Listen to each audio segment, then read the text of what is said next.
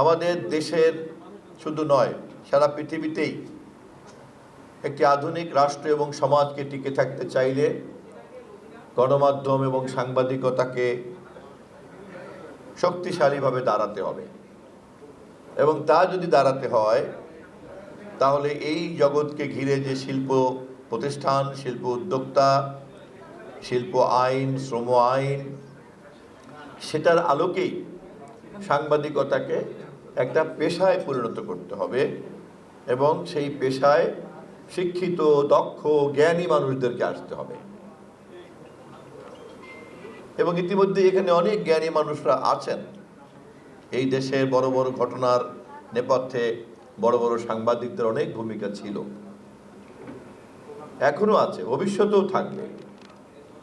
অতএব এই পেশাকে যাতে কেউ কলুষিত করতে না পারে, এই পেশাকে কেউ যেন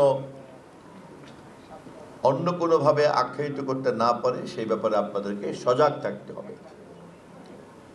রাজনীতি এবং সাংবাদিকতা ক্ষমতা নিয়ে নাড়াচাড়া করে।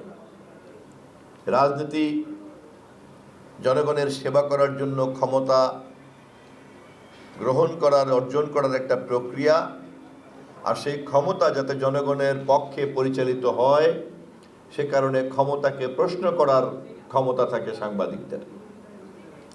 ফলে রাজনীতিবিদদেরও ক্ষমতা আছে, আর সেই ক্ষমতাকে প্রশ্ন করার ক্ষমতা আছে সাংবাদিকদের। এবং রাজনীতিবিদরাও ক্ষমতা চান জনগণের কল্যাণের জন্য, সাংবাদিকরাও সেই কল্যাণের জন্য ক্ষমতা ব্যবহার হচ্ছে কি হচ্ছে না সে কারণে ক্ষমতাকে প্রশ্ন করার ক্ষমতা রাখেন। কিন্তু দুর্ভাগ্য হচ্ছে, এই ক্ষমতাকে রাজনীতির নামে যদি কেউ অপব্যবহার করে, এই ক্ষমতাকে রাজনীতির নামে যদি কেউ পারিবারিকীকরণ করে, কুক্ষিগত করে, অপরাধীদের পক্ষে কাজে লাগায়, রাষ্ট্রকে লুট করার কাজে লাগায়, ব্যাংকের আমানতকারীদের টাকা লুট করার কাজে লাগায়, শেয়ার বাজারের বিনিয়োগকারীদেরকে লুট করার কাজে লাগায়, এবং যারা এটার প্রতিবাদ করে তাদেরকে গুম করার জন্য, খুন করার জন্য কাজে লাগায়, তখন সেই ক্ষমতাকে দেশের মালিক জনগণ বরদাস্ত করে না।